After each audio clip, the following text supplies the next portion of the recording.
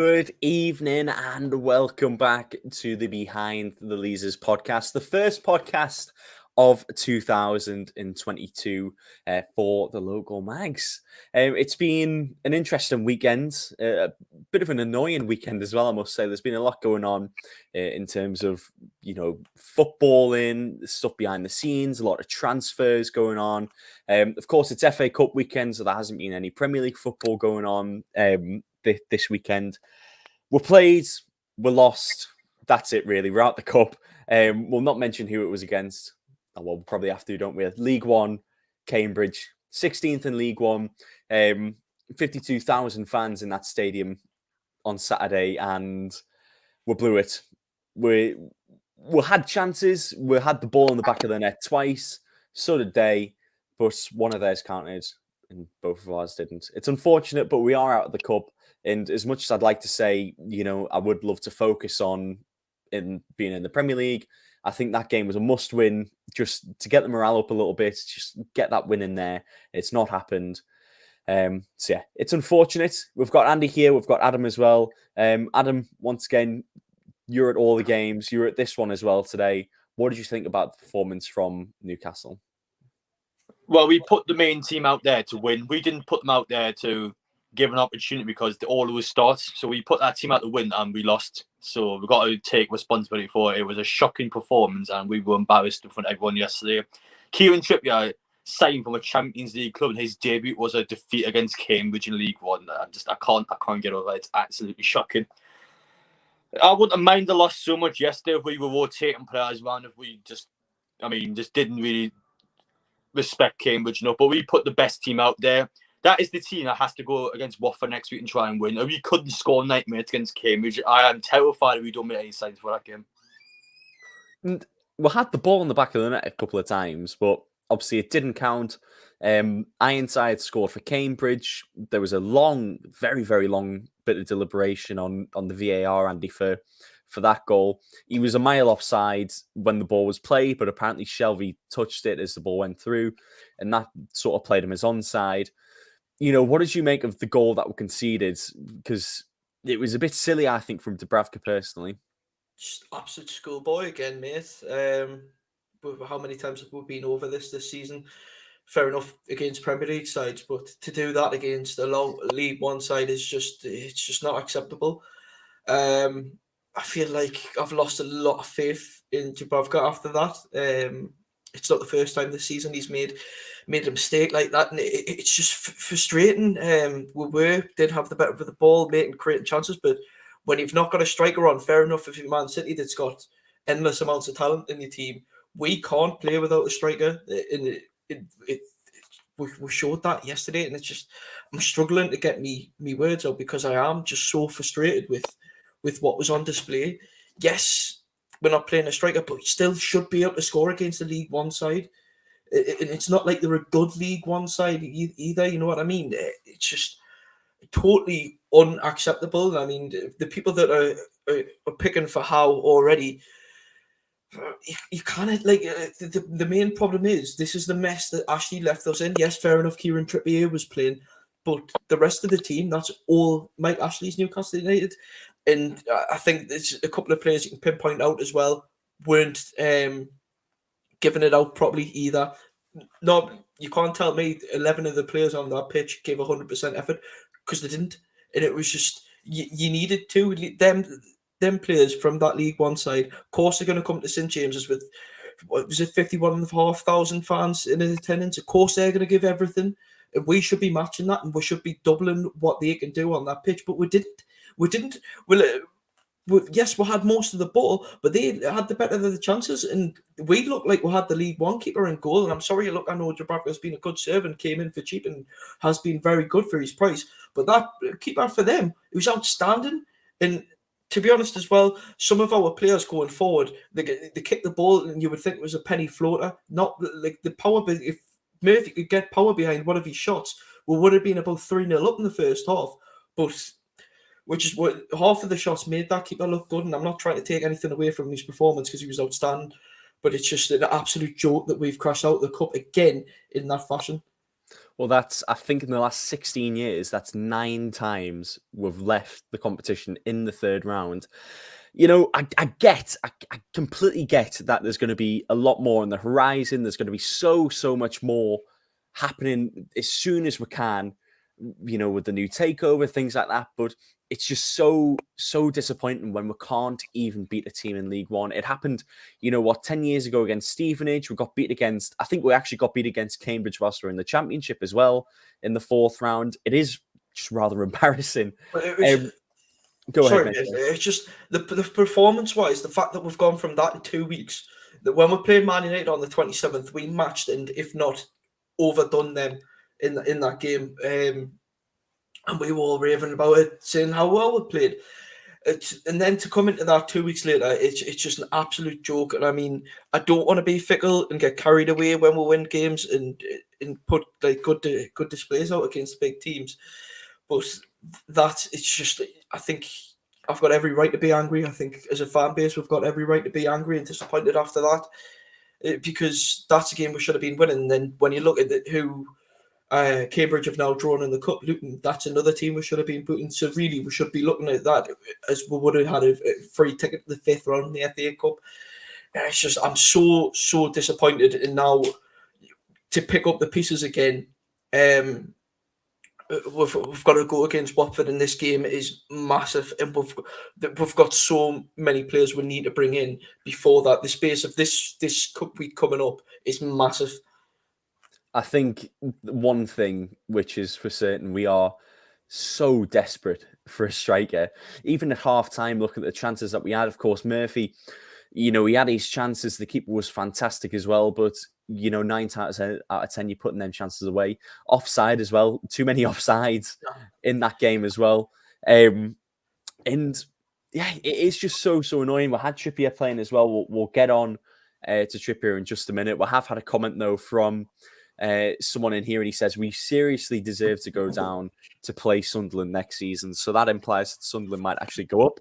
I don't really believe that, but they've got plenty of time to bottle it yet.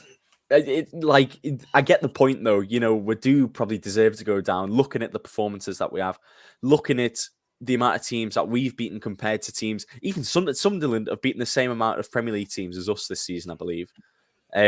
It's really quite a shame. Let's move on to Trippier anyways. And we do have Ethan on the podcast as well.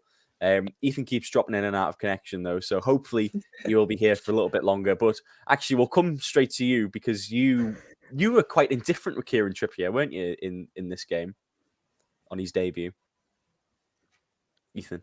Yes, and if you can't hear me, chaps, interrupt if you can't and tell me to shut up. But yeah, can you hear me? Yep.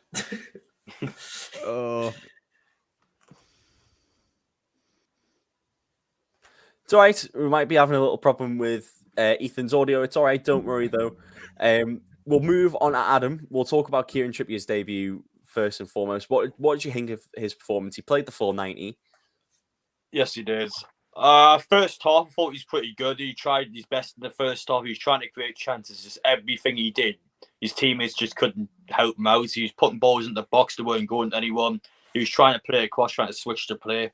His teammates were just awful. I don't want to just claim him because obviously it's a team game. Second half wise, he definitely slowed down quite a bit. But in terms of his debut, he wasn't bad. He wasn't amazing, but I thought he was probably the best Newcastle player on the pitch. But then again, I don't think anyone was really good yesterday. So he's the best of a bad bunch. He's probably the best way to play. Miguel Almiron as well, I must say, was one of the players who he come on at half time, didn't he? Or a little bit after half time, and he was awful. He didn't move the ball about well. He had a chance towards the end of the game as well, where, you would have thought Joselu would come back. It goes wide and over. It nearly hit the corner flag, actually. And, the pressure that is on the team at that point in time, you need to be a lot better than that. Ethan, I think you can hear us now. Just sum up a little bit about what you thought about Kieran Trippier just on his debut there. Yeah, sorry, I've missed what you chaps have said about it, but I get a lot of people quite rated Kieran Trippier's performance, that he was one of the better players, if one of the only good players on the pitch on the day. For me, I didn't rate him too much. I thought he made a few sloppy passes, trying to play it down the line to St. Maximin. It ran out of play on a couple of occasions, playing it back to Dubravka. And I mean, Cambridge United weren't exactly amazing at pressing, but it put the goalkeeper under a little bit of trouble on a few occasions. But listen, he also put some good balls into the box. You can tell he's a top crosser of a football. And I honestly believe if we had a centre forward in there, maybe we would have got a goal from one of those crosses. But listen, I probably didn't rate him too much because the rest of the team around him weren't performing too brilliantly. But in the next few weeks, I think Kieran Trippier is going to be a really important player for Newcastle. This game was a terrible one. It was embarrassing. It was Eddie Howe's worst moment. And it's impossible to judge a player off one game, especially a match like what we just watched. But in the next few weeks, Kieran Trippier will be really, really important for Newcastle, especially if they can get a centre forward in. I know we'll be talking about transfers later on. If we can get a proper centre forward who can take advantage of one of the best crosses of a football in English football, I honestly believe that with Trippier, and maybe a couple of defenders who can actually properly defend. This signing and others will make Newcastle better than they were at the weekend. And Adam, just come to you next. You know, I mentioned at the start of the podcast, the only possible positive that comes out of this is that we can just focus on Premier League football now and just making sure that we can stay up this season. But it's not really the mentality that you want to have, is it? Nah, it's a shock mentality. I mean, with Cambridge and Luton, but we want to lose one of them just looking forward to the Premier League. I mean, we should be beating them with our eyes shut. I mean, how did we lose that game yesterday? Like, everyone that went in that match assumed that Newcastle just got an easy walk in the park game. We didn't score in 90 minutes and we lost the game. I'm lost for words. We put the best team out and we didn't do enough. That was a match where you could have rotated players around and we should have still comfortably won. We didn't do it and it was embarrassing. Everyone to make out with us over the last couple of days and it will continue to happen. Because it was terrible. Sorry, do you think it's a good excuse then, Adam, to say that if we didn't have a centre forward playing, so it's understandable that we didn't score? Would you say that's a fair thing to say? No, because the players are clearly superior to Cambridge in every right. We should have scored a goal regardless of whether it's a striker player or not. So Maximin, yes, I know he's not supposed to be the main man, but his sort of ability, he has to be scoring Cambridge or creating something against Cambridge. We didn't create enough yesterday to keep up with class, but still, we've only got ourselves to blame for that loss. I think as well, sorry, just to build on that, with St. Maximin, he really struggled to create too much and get past that Cambridge barrier, that low block. There was many occasions. Yeah. I think maybe body language was also questionable. There was a few occasions when, again, he ran it out of play, didn't he? And shots from range, the decision making was wrong. There was a few chances where I thought on that right side where he kept trying and he wasn't getting through. And he could have just played it back to Trippier, who could have maybe put an early ball into the box, which might have created something rather than nothing at all. But yeah, I think St. Maximin, like we've said in the live podcast the other day that we all did together, in recent weeks, this has been a familiar thing. Of course, I know the game against Man United, that was an exception. But apart from that match and other weeks, St. Maximin hasn't looked like his normal self. Of course, those in the comments watching, do let us know what you thought about the game against Cambridge and any sort of transfer rumours that we do have. Let's focus on Joe Linton for a little bit. He was playing in that sort of number 10 defensive midfield, just anywhere position, really. It was a decent shift from him, did what he sort of needed to do, but maybe he's not as good as Man United last time, Adam. In terms of Joe Linton yesterday, I didn't think he had a good game. I mean, you can't have a good game week in, week out. Eventually, you will have a bad one. I didn't think you played particularly well yesterday. Again, as we already said, the rest of the team were rubbish as well. No one really gelled well. The midfield, especially, I wasn't a fan of midfield at all. The likes of Longstaff, my God. I'm sure people will talk about him, but I wasn't a fan of him at all. It's worrying because these are the players that have got to beat Watford next week now. Yes, we'll probably make maybe one or two more signs, but mainly that is the team that's going to be playing Watford next week. And we struggle against Cambridge like we did that. It's going to be very tough to bounce back from that. The mentality and confidence is going to be down from that game. Newcastle, we've got to start well against Watford. If we play like that against Watford, we get skinned alive. It's going to be an awful experience if we continue to play like that. That's why we desperately need to get a couple of signs in for the game. And Andy as well, it was revealed by Callum Wilson and Eddie Howe just yesterday that Callum Wilson is going to be out for at least 8 weeks with the injury that he sustained against Man United. It is a worry, isn't it, for the coming weeks? Massive worry, mate. Like I said, we need to bring a striker in this week before we go into the Watford game. I was a bit baffled yesterday as into why Joe Linton wasn't in that striking role. I know he hasn't played brilliant there, but anything was better than what we did. And I mean, Ryan Fraser was playing striker at one point yesterday, and it was just like I was a bit at a loss. I didn't understand what we were playing at yesterday, really, and I think that's what a lot of people are questioning around the team. Dwight Gale was the obvious omission from the squad.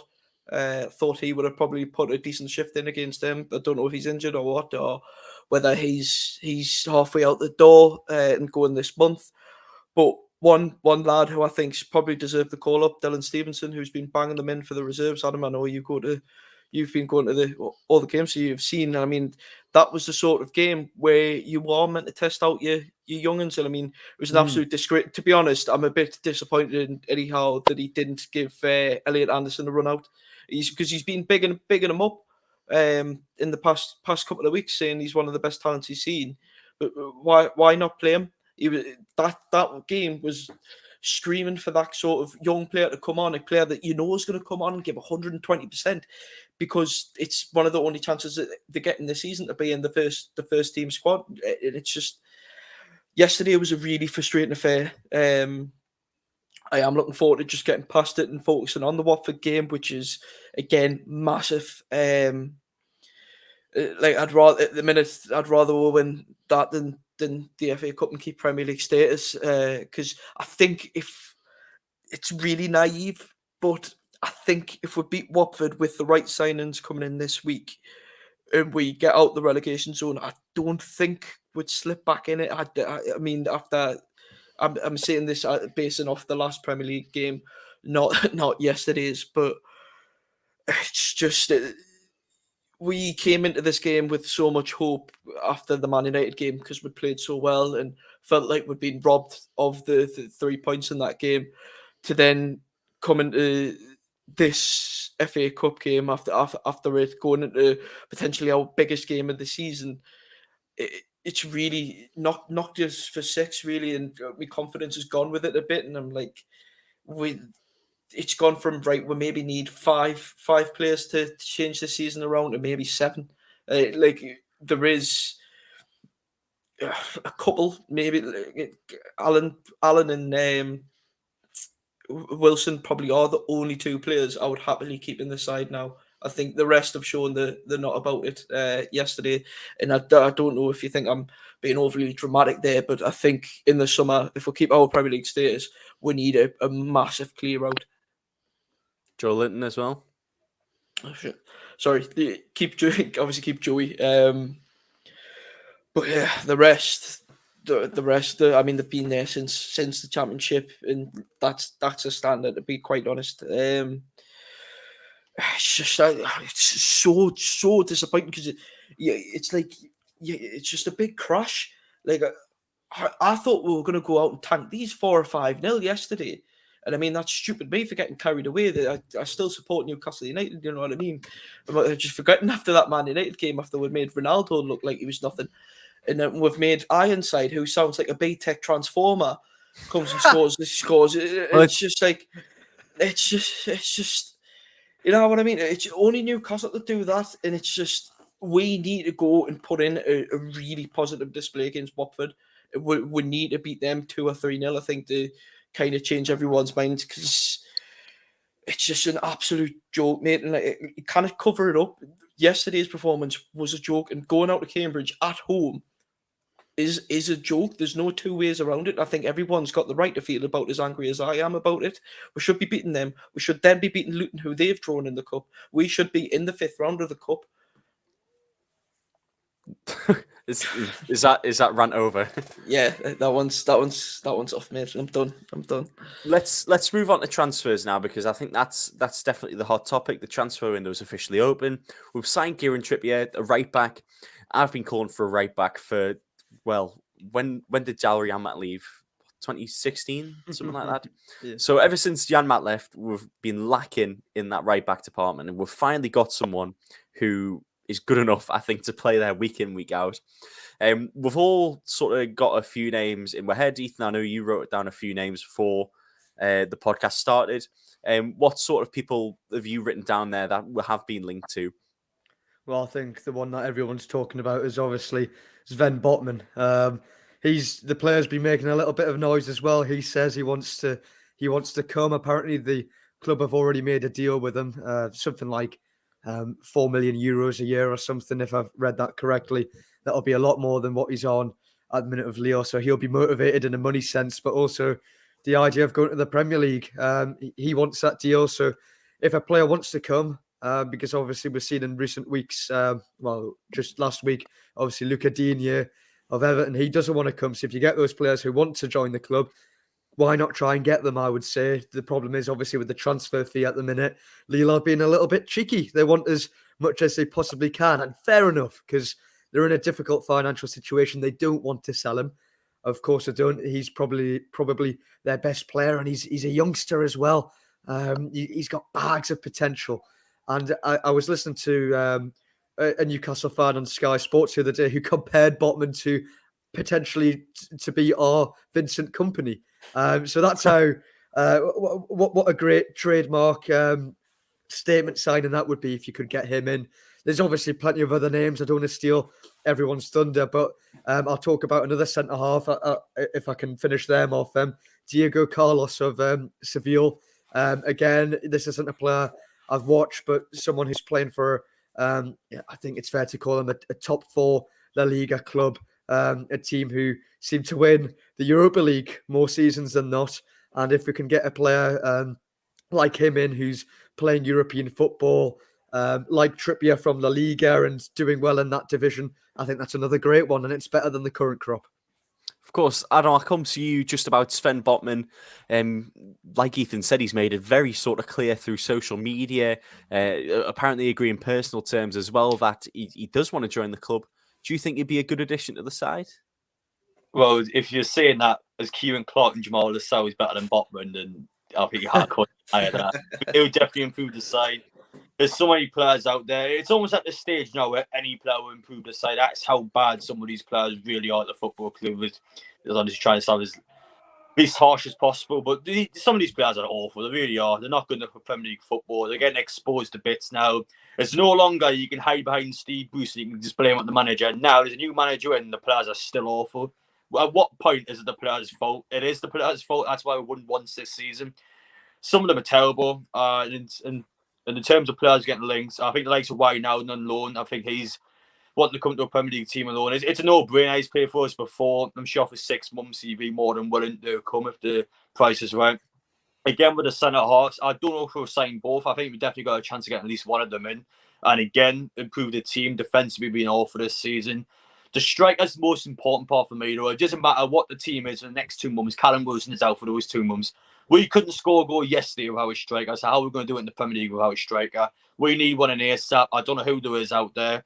I know Diego Costa is available as a free agent, maybe for 6 months. I know he's not ideal, but again, someone's better than nothing is the best way I would put it. Chris Wood's been linked. I don't think Chris Wood would come because of the Burnley links. Who else is there? I can't see too many strikers at the minute that would probably want to come to Newcastle, so we really are kind of stuck. Well, let's focus on Chris Woods. I'll enlighten you with a stat from Luke Edwards. I just mentioned his name because I don't want him accusing us of nicking anybody's patter or anything. So he tweeted out earlier today that yesterday against Cambridge we had 35 crosses. So I'll assume the majority of them come from Kieran Trippier. But Chris Wood is one of them players who will get on the end of crosses. And if we are going to play with more crosses, now that Kieran Trippier has come, who is quite a good set-piece specialist, he likes running down the wing, putting that ball in. You know, you saw even Joe Linton yesterday on the corner in about 93rd minute, something like that. If we want to be a bit more of an aerial threat, I think Chris Wood is probably the guy that you're looking for in terms of, I know we've got a load of money now, but it's cheap, someone who's motivated to come. You see Burnley in there, probably a club that are heading a little bit further down the table, might even go down with us depending on what happens towards the end of the season. Andy, would you like to see Chris Wood come in, or do you think there's just more different, better options out there? Well, I know my dad's laughing right now because I'm apparently the spit of Chris Wood, according to him. But like you said, mate, with having Kieran Trippier at the club now, someone who can bring these balls into the box and does it very well, Chris Wood would be someone ideal to get on the end of them. We need someone that's going to be a bully in the box and get on at the end of crosses. And I mean, we saw that yesterday. There was no one in the end, in the box to get on the end of them really yesterday. So yeah, of course I'm not going to complain if we did bring in someone like Chris Wood, but I'd really say put the money where your mouth is with the owners. I mean, the links, I didn't believe him for 1 second with Vlahovic, but look, this is kids. What is he? 21. He's got 21 goal contributions in 21 games this season. He's a fantastic young talent. Is exactly the kind of player, big marquee money signing I'd want us to make. At this point, and someone that could maybe keep with the club going forward and be our main striker. Because look, Callum Wilson's getting into the latter years of his career now. So it would be, and I mean, if he could come in and hit the ground running, of course, it'd be absolutely amazing. But I don't see it happening. Like you said, with Botman and Carlos, those two aren't a want, it's a need. We desperately need 2 centre halves and 2 decent centre halves. So they would be fantastic as well, because I think they'd hit the ground running if we bring them in. Todd Cantwell, we need a creative centre midfielder, but I don't think he's played overly that much for Norwich this season. I don't know. I think for 12 million, with what was getting thrown around at his price tag that was getting thrown around at the start of the season, I don't think it would be a bad signing. But I think we need a lot more than him in that midfield. We need a defensive midfielder as well. And I mean, look at Boubacar Kamara's out of contract at the end of the season. I don't think he's sorted his deal out with Marseille yet. He would be a fantastic coup if we went for him. But like I say, mate, we've got to give faith in the owners, and that we're going to bring in the right players, and we do need to bring in still 5 or 6 more for my liking. Like I said, we showed that yesterday, and I mean, we need Maximin to just change his attitude on the pitch, because I mean, yesterday was an absolute joke. Willock was a joke. Almiron were a joke, and these are players that we've all played 20 million upward for and struggled against a League One side. So we just need players that are going to come in now and hit the ground running. That's the main concern, really. I'm going to give you a name, and you might laugh it off, but I think it's a target that we should genuinely be after. Ben, Brereton, Diaz. I believe top scorer in the Championship this season. 20 goals in the Championship this season. A Chilean international in the Championship, doing really, really well with Blackburn. Ethan, you unmuted your mic there almost straight away. what would you make of a move for him? Because I think, personally, he's got a Premier League written all over him, no matter what happens at Blackburn at the end of the season. Yeah, absolutely. I mean, of course, there's always a risk of when you sign players from the Championship, whether they can, to use what Andy was saying before, hit the ground running. We've seen with Buendia from Aston Villa, it hasn't worked for him as of yet. But with Ben Brereton, or Diaz now, as they call him, he sounds a little bit more fancy if you give him Diaz on the end of his name. Yeah, a little bit more Chilean. And yeah, I like him. I think every time you whack on Soccer Saturday, his name pops up with a goal. He's always involved. Everyone's talking about him at the minute. And of course, I'm very happy with taking the risk on him. Obviously, another creative player, which Andy just talked about, Todd Cantwell. Again, he's not played an awful lot this season, but he's got potential. And he's another one who can do it in the Championship and has done it a little bit in the Premier League before, particularly the first time. When I say the first time, the previous time Norwich got promoted. So I think, yeah, these guys do have potential and could be very good signings. But of course, it's good to get those players in who do have that experience. Just quickly once more on Chris Wood, he does have that experience. Whether Burnley will sell him, I'm not too sure. But he does have that experience. He can get goals. He's proven to get teams out of, well, he's proven to get Burnley out of relegation fights on plenty of occasions. And he's got such an aerial threat, and he works perfectly well, like Luke Edwards said, with crosses from Kieran Trippier. So I think these guys are more realistic signings than the likes of forgive my pronunciation of Velalovic or whatever he's called. I think it's difficult to get these names in, but if you can get players who are up for the fight, who are more realistic, like maybe Brereton Diaz, yeah, these guys could get you out of this scrap, hopefully, and are more likely to join the club, I think. Sorry, Yeah. Liam. Can Go I ahead, quickly? I'm going to throw a name in the hat, and he's going to tell us to shut up and that I'm being daft if he's want. Would he take Mitrovic back? No. But he's not. Would he not? No, Not even as the second fiddle cover striker. Well, again, this is obviously on the theme of banging in the Championship. Can you do it in the Premier League? And obviously, Mitrovic has scored so many goals in the Championship this year. But no, I don't feel it, Andy. Obviously, the last time when he was in the Prem with Fulham, he didn't really do too much. Scott Parker dropped him an awful lot of times because he wasn't doing the goods on that occasion. So at this current moment, you need someone who can guarantee your goals. And I don't think Mitrovic is the answer in the Premier League. And I would be more inclined to say Chris Wood would be the answer. Would be more likely to get the goals than Mitrovic.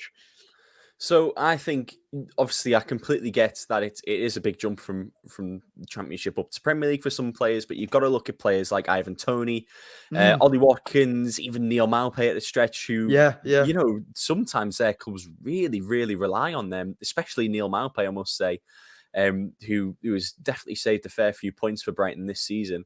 So I'd like to think... particular, sorry, Liam, to interrupt, Go ahead. but in particular with those players, they go in runs, don't they? Over the course of a season, they tend to get no more than 10 goals or whatever, or maybe a dozen, because they go in little patches, they go in little runs. We're seeing that with Maupay this season, Watkins in particular as well. We need someone now from this game week 20 to get to be at a very high level towards the end of the season. Someone like a Callum Wilson standard, I think. And Wilson is a little bit higher than those player names that you've just mentioned. But sorry, go on. Yeah, no, I was just going to say, I completely get what you mean. But, you know, players who, I think even players who are tried and tested from the Championship who are now in the Premier League, why not go for an Ivan Toney, that sort of player? It'll take a lot of money, but, you know, he's been to Newcastle before. Why not? I think there's a little bit more hunger in these kind of players as well to prove themselves. Like if you get a Brereton Diaz, this is his Premier League opportunity. Newcastle sounds like a wonderful thing for him. Instead of just us going for these names like Aaron Ramsey, which I've heard, which could well work, or even if you dare I say it, Gareth Bale. These are players who I don't think they've got much to prove, and maybe aren't in it as much, and wouldn't be in the fight as much as maybe like a Brereton Diaz or a Chris Wood or someone like a kind of Ivan Toney type player who really need to prove themselves at this level. Any other sort of positions or players that have been linked? I know we've not really mentioned the left back position at all. Good point. On that one, of course, Luca Digne was mentioned, but it looks like he might be going to Aston Villa now. I think Tagliafico from Ajax was a potential sort of alternative for him. Would you guys take him? I think Champions League semi-finalist at one point, very, very solid player. Better than Richie. Better than Richie, yeah. Richie, who also almost gave away a penalty on Saturday. It wasn't Stonewall, that penalty. It went to VAR and wasn't given, but it was a lack of silly little decisions. He got caught out due to a lack of pace, I think, Liam. I don't think it was a penalty, but I think the point of that we've been making over many weeks now, Richie's positional awareness isn't brilliant for a left back. He's probably a left wing back or a left mid. He's not a natural left back, and his pace has gone a little bit, which means when he is slightly out of position, he struggles to make up for it, and he gets in scrappy kind of situations like that on another day could be a penalty. So yeah, I think Tagliafico or anyone of that kind of caliber is an improvement. Definitely. I think it's a position that we're going to look at towards the end of the transfer window. You know, it's coming on 9 o'clock on the 9th of January. That's about, a third of the transfer window over already. And I think people expected us to have spent £100 million already, brought in 25 million new players. But of course, that's not how football works. I'm sure the deals will come in. And transfer deadline day is going to be absolutely mega for Newcastle as well. I think, 3-4 players surely that we can bring in. Just throwing any amount of money in there. But yeah, we're linked with, every single player under the sun at the moment. And only a few of them will come off. But then few players, it could be enough to keep us up this season. I think would be more optimistic about the. I mean, if we go back just before the Cambridge United game, I think everyone was really excited about how the transfer window was going, making the bids for Diego Carlos, for Botman. Everyone's going, this is ridiculous. We're acting like every day is a transfer deadline day. Never mind the actual transfer deadline day that's going to come up in a couple of weeks. But I just feel that Cambridge game has knocked everyone down a little bit. The business so far has been decent getting Trippier in, and they are trying, and you can see they're actively trying to get players in, unlike under the previous ownership where we might say, oh, we've tried, we couldn't get it over the line. It's a deadline day. That's not quite worked out on this occasion. We're treating every day now with urgency to get these players in. And of course, we might not get all the targets. That's completely realistic. We're not living in La La Land. We're a struggling Premier League team. It's going to be hard to get some of these names in, but it's a good start getting someone like Kieran Trippier in. Don't get that wrong. And I know I was criticizing him before, but it's a really good signing. It's a good start. Of course, I'm very, very, very looking forward to seeing how he'll do in the next few games, especially. Cambridge was a nice soft pillow, maybe a hard concrete ground, actually. Just a little sort of thing to send us back down to earth and maybe just settle the ship for a little bit. You know, we'll bring the players in, but it'll, of course, still take time. Let's move on to the Watford game, because this is probably make or break, I think, for the rest of our season now. We've said that about a lot of games, but this one really has that sort of big 6-point feel about it. Adam, I'll come to you first. What do you think needs to be done to make sure that we can actually get a win here and, just make sure we're not playing like utter crap as per? Well, last time I played Watford at Vicarage Road, Callum Wilson was also injured for that game, and we battered him pretty much the full game with St Maximin. I think it was Aaron alongside him. I played up top. I can't remember anymore, but that's Sean Longstaff at the goal. If we just play the same teams we did last time, we should be fine. But the only problem is we're not clinical. And if we don't take chances, I reckon Watford will take theirs at St James's Park with fans into. So Newcastle, we've got to start off well. We just got to be aware that body language needs to be better in certain individuals, and we just need to relax on the ball, because on paper, we still have a better team. Watford, I feel like it's just unfortunately our players underperformed this season. So yeah, it massively depends on the transfer window as well. Or if we go into that game next week with no new signs, it's just Trippier, then yeah, I think we'll struggle massively. But I still think there'll be a couple of players in, especially with the urgency coming to this transfer window. The only problem is whether we'll have a striker or not. But in the end, we've got to go and win this game. If we lose this game or lose the Leeds game, I think we'll be screwed. We can't lose any of those two games, in my opinion. Andy, do you think there'll be a tactical change or a formation change for this game, or do you think we'll sort of stay what we've usually been doing? Well, it's got to be a change, mate. After yesterday, there's got to be a change, and a big one.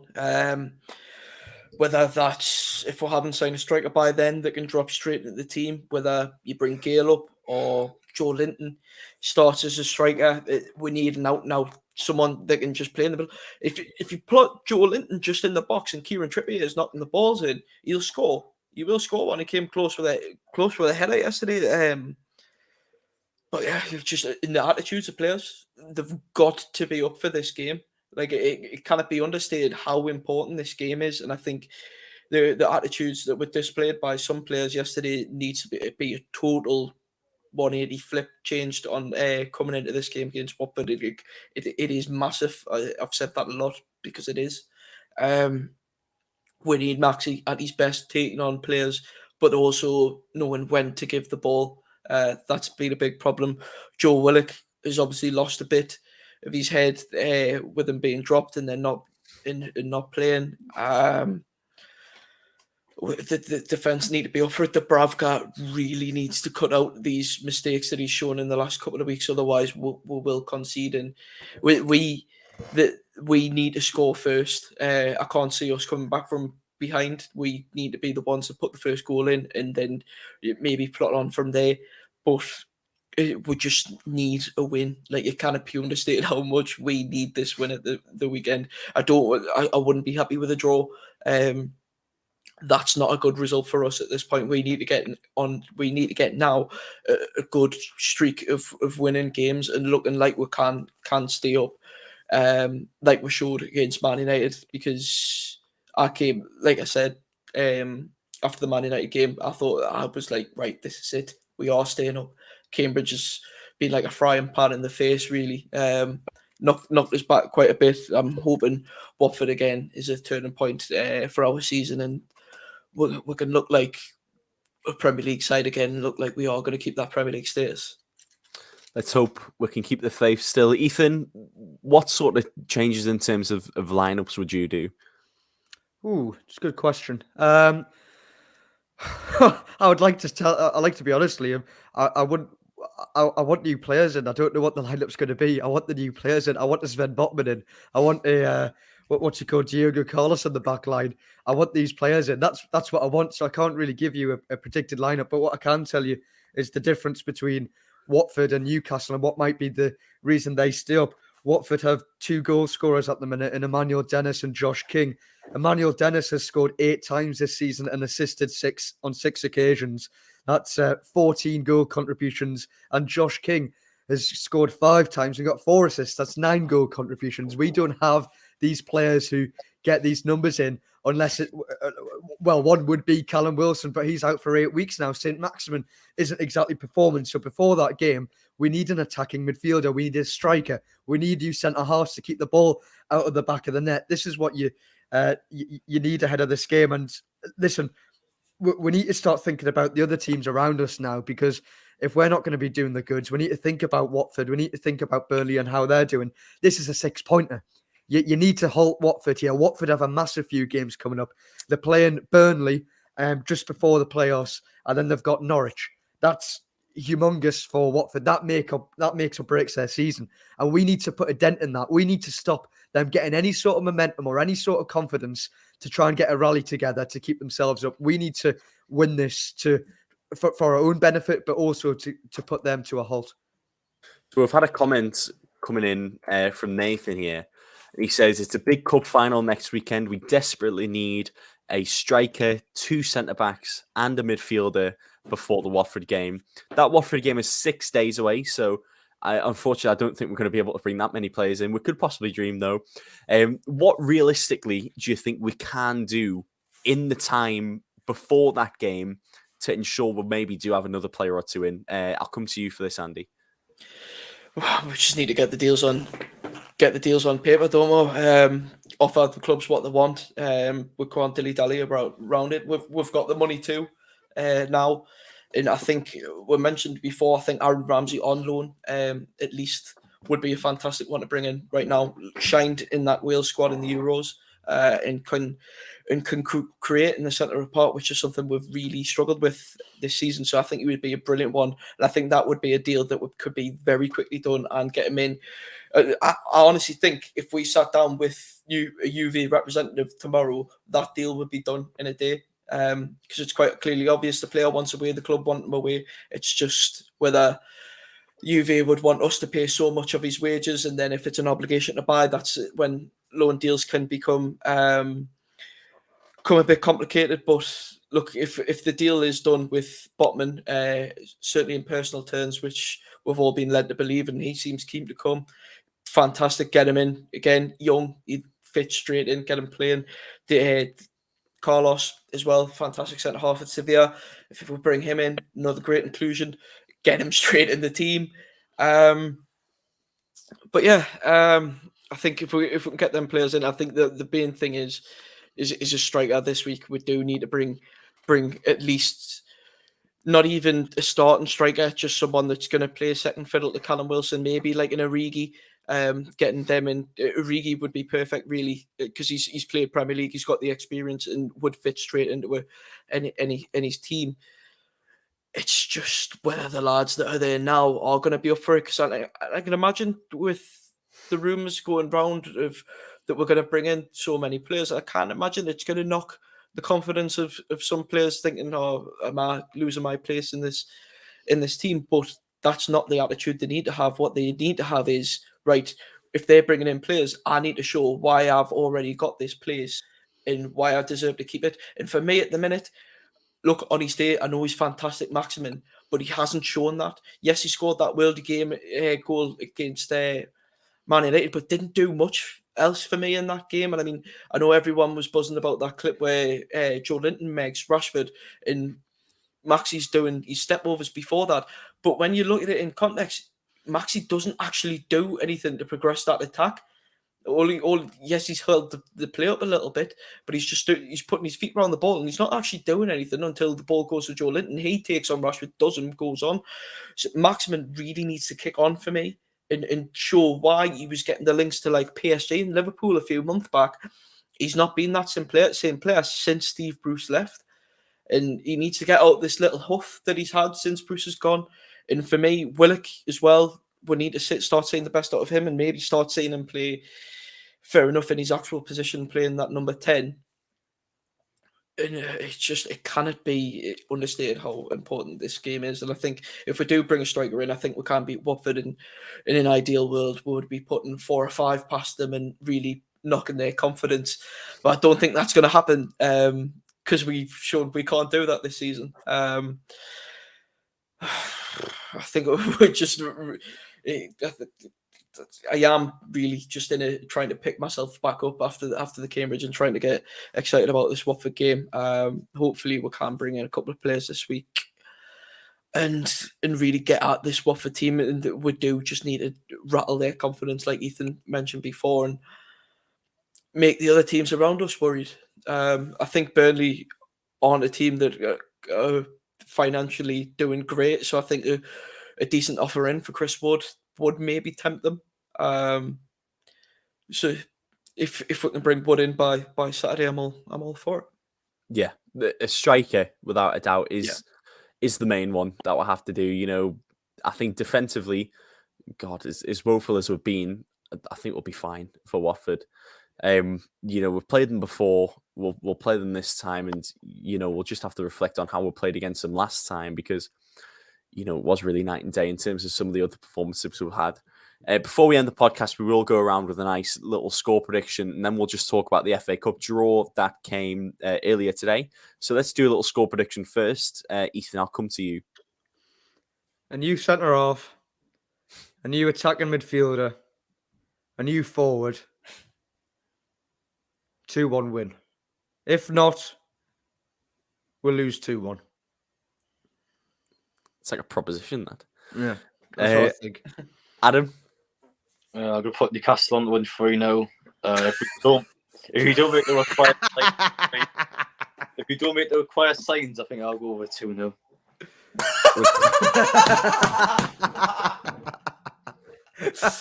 Oh, Adam, I love you. I love your confidence, Adam. I very much do love and appreciate your confidence. We'll battle Watford after the Cambridge game. I really feel like we've been embarrassed big time yesterday, and I think the players will. He was sucking them off 10 minutes ago. We're going to go down if this happens. But I think they're going to kick up the backside, and I think they'll realise that how bad they really are and kick it on, hopefully. But if I was Eddie Howe, I would take that board game St Maximin's got and just put it in his manager's office for a few weeks because I'm sick of saying that. It's a game, get out there and play because the first thing he did after that final was went down that tunnel. He didn't come over and clap the fans. I hate that mentality in players. So in terms of that game, it's crack on with it. With a better team, we can beat them. We just got to do our job. I think the signs will be there for the game because all we've got to do is just sign a few boxes and get the deals done. Just sign Botman. I don't care how much the French team wants. It's give them the money. Andy, score prediction, pal. 1-0. I'm going to say Joe Linton to score as well. Or Kieran Trippier free kick. We all want to see it, don't we? We're all just dying for a last minute, maybe like shades of Emery against Sunderland. Just a nice little late last minute free kick to win the game and see the ground erupt. That'll be unreal. But no, in an ideal world, I would love to have the confidence that Adam's got and say that we're going to go out and batter Watford 3-0. I don't think we will. I think we'll. I'm going against my own prediction here. I think we will probably concede if we don't bring in the 2 centre halves that we're heavily linked with. But yeah, here's to hoping for a win. Here's to hoping that we can continue off of that and get out of the mess we're in, and hopefully start to focus on next season because we've got, apart from once we get guaranteed safety, we've got nothing else now. Thanks to Cambridge and their Poundland transformer Ironside. So, Here's the 2022-2023. I just, got an I awful lot just to want do yet. see. I just want to see a few wins. Like, is that Yeah. all? Is it too much to ask to ask for? Yeah, please. Well, I said the stat before. I don't know if you fellas mentioned it, but yeah, Cambridge have won just as many Premier League games as us. So yeah, we need a few wins would be nice. I think a low points total. I honestly think maybe 30 points could keep you up because of how diabolical the current bottom four are. So a few wins would be nice, and it could do the job. Now let's talk about the FA Cup once again, and we looked at the draw. And Cambridge managed to get Luton Town at home. There were some other interesting draws in there. Kidderminster got West Ham at home, things like that. But, Wow. it's annoying because, Andy, you mentioned before it was like a free, well, if we won, it would have been like a free buy, basically, to get into round 5. But unfortunately, that's not going to be the case. Knowing that's the competition that we would have faced next game, do you guys think we might have kicked on a little bit more? Yeah. Can we just take a couple of minutes to laugh at Arsenal just to make ourselves feel better? Yeah, at least we weren't the only laughing stock in this Yeah. third round FA Cup. Because Burnley got beat by Huddersfield. That's one. Who else was it? Norwich won. Leeds got Lost. beat. Leeds lost to West Ham. Won. At least we can say the teams around us are still in the competition. Well, and might get a bit more players. Morecambe were very unlucky today as well. They looked right up for it. Obviously scored early doors and were holding Spurs out, and then unfortunately couldn't see it out. But they looked decent again, and I would fancy us against Spurs. I'm being naive. This is going off the Newcastle that played the Man United performance, but. I don't think we would have had a chance of a cup run. I think the squad's too thin, as now Wilson's gone and that. I think with this current crop of players, we wouldn't have had a chance. Obviously, if we got through against Cambridge, and we did bring in all these players that we've talked about, maybe with a thicker squad, we could have given Luton a good go. That would have been nice. But listen, we weren't going to win the cup. Who cares about the cup? It's over now. It's sad, but it's over. We need to stay in the Premier League. Stay in the Premier League. Everything's happy. We're optimistic again. We're the richest club in the world. Big fat ego again. So stay up, and all this optimism is going to come rushing back. And this sadness of being knocked out the cup will be soon forgotten, I think. Well, we did beat Luton a few seasons ago in the cup, didn't we? They did were we? in League 2 then. But, it's very different, but we can dream. Maybe it's next season, of course. Yeah. Right. That is it for Behind the Leazes podcast. It's quite depressing, this podcast. So thanks to everyone who decides to tune in for the majority of it. Is there anyone? Look forward to Anyone the out next there? Maybe still be Owen on the next one. We'll cheer up a little bit. I don't know. We might have to put like fake smiley faces on or something for the next podcast if we get beat to Watford. But yeah, it's been a pleasure as always, gentlemen. We'll be back next week to talk about the Watford game. Hopefully a win. But we'll just have to see what happens. Anyways, yeah, thanks so much from the Behind the Leazes lot. See you next time. Bye-bye.